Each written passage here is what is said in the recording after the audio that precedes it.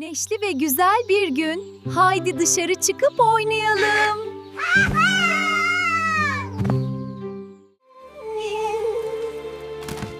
Arkadaşlar, buraya geldik.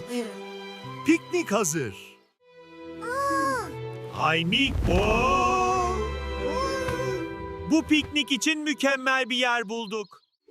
Bakın ne buldum. Kocaman kırmızı elmalar ve parlak turuncu havuçlar. Hepimiz için yeterli. Bu çok lezzetli bir çilekmiş. Gerçekten mi? Evet, tadı harika. Şuna baksana. Çok tatlı. Kanatları ne kadar güzel parlıyor değil mi? Topu sana atıyorum. Yakala bakalım. Geliyor, yakaladım. Ne kadar yumuşak. Buluta bak. Bir kalbe benziyor. Evet, çok güzel.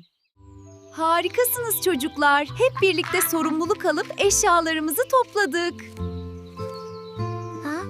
Sonunda gün batımında yürüyoruz.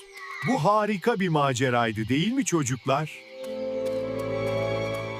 Merhaba arkadaşlar. Sizi burada görmek ne güzel. Hep birlikte eğlenelim. Haydi dans edelim. Hepinizi seviyoruz.